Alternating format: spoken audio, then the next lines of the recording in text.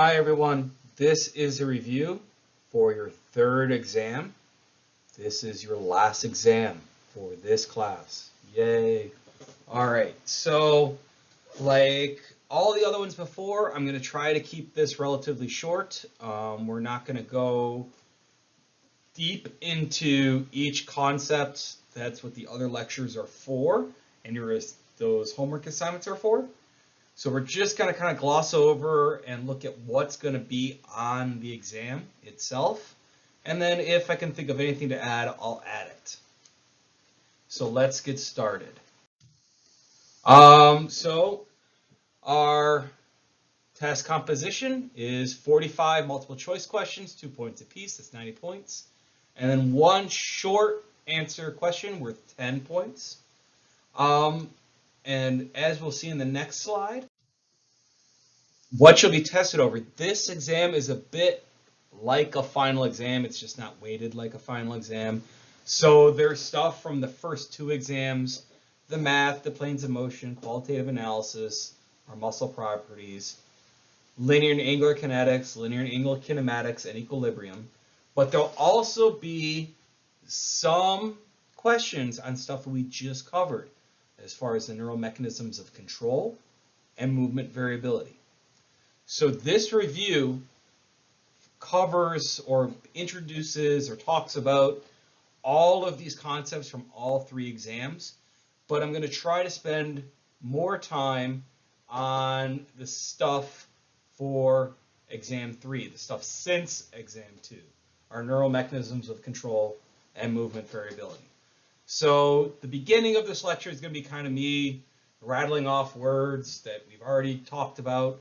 I'm going to try to, I respect your time, so I'm not going to go deep into any of this stuff.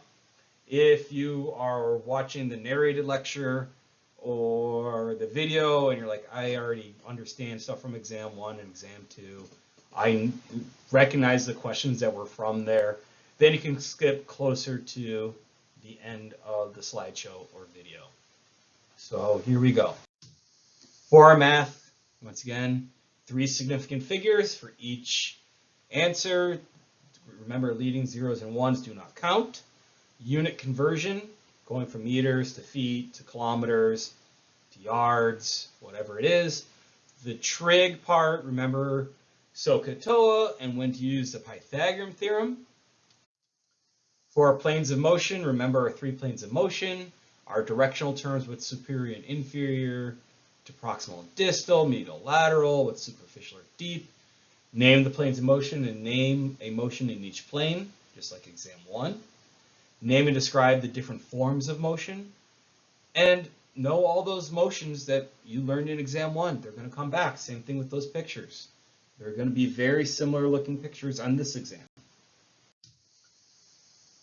For your qualitative analysis, why is knowledge of performance or technique, which is more important, and why? You should have a good idea. You should probably review the steps for planning a qualitative analysis again. You might have questions asked of you about this. And our muscle properties, same song and dance. Neuromuscular system and muscular tendinous unit. There are 3 types of contractions. Once again, those are concentric, eccentric, and isometric. What's different between those two? Name the 2 components of a muscle and what the stretch shortening cycle is.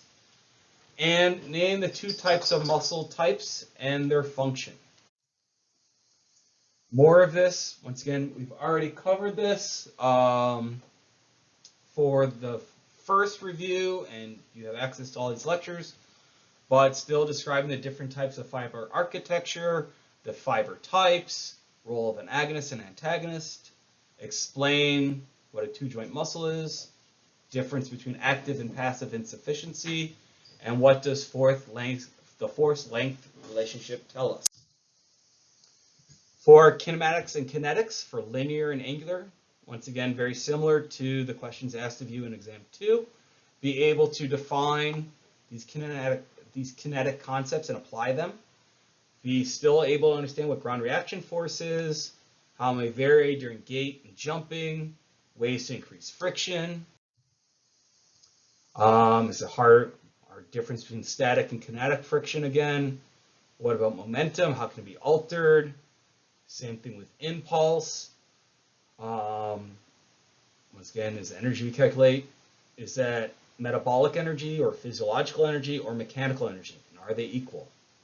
Same thing with strain energy. What is it? For angular kinetics, very similar to our linear kinetics. What is the moment of inertia? How is it used? How is it related to momentum? How does it change? What is the tightrope walker question again? What's the difference about that? And equilibrium.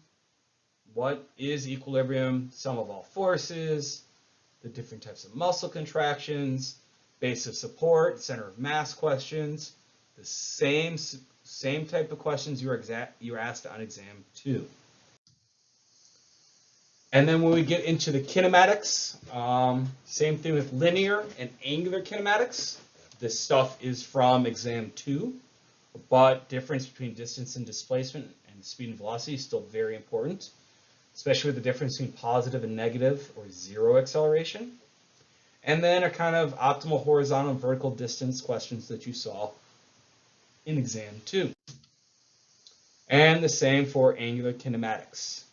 Know the angular equivalent of linear kinematic measures and how they change depending on the situation. So this is kind of the more important stuff because we just covered it, but movement variability. There was a video linked in the lecture, and we talked about why is walking like a robot bad? Okay, why is movement variability important in organic organisms? We're humans, we're organic, we are basically determined by our biology, how we move. It's not a robot. Why is this important? And then how can we measure, if we're looking at gait variability, and why that might be important, how can we measure it? What is homeostasis and how do we get there? So think again, if we're looking at heart rate. Your heart rate is not exactly 60 to 80 beats per minute like a metronome. It varies up and down in that range, maybe even higher or lower depending on the situation. But why is that important? When is it important to induce variability in movement? Patterns for if we're looking at students, if we're trying to do rehabilitation on a patient, if we're working with an athlete, how could variability in movement be introduced and why would it be good to introduce it? And give an example of how being non-variable could also be bad. So remember, there is sort of a spectrum of variability. There's one where it's completely chaotic, and then you have kind of the other end of it where it's almost robotic. But somewhere in the middle we have, it's called a stochastic variability, where it's beneficial, okay? What is the difference between the amount and structure of variability? And what are some performance or therapeutic applications of variability? We talked about those. For the neural section, be able to list what the 5 senses are and which contribute the most to movement control and which sense is the most dominant, okay? And then there was a linked video about gaze and the quiet eye and how that could be important in sport performance. Finally, this is the last slide. So for last bit of the neural mechanisms of control, where does proprioceptive information come from?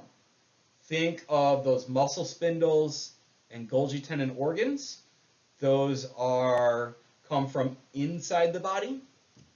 And then if we're looking at something like looking at somebody that had a concussion or some sort of possible neurodegenerative disease, what happens if one of our senses become dysfunctional?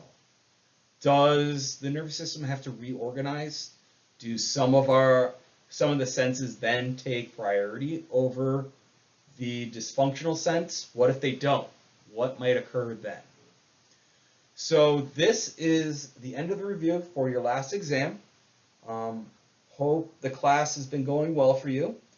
And as always, if you still have questions after this review and you reviewed on your own, please feel free to get a hold of me either through email or the Slack channel.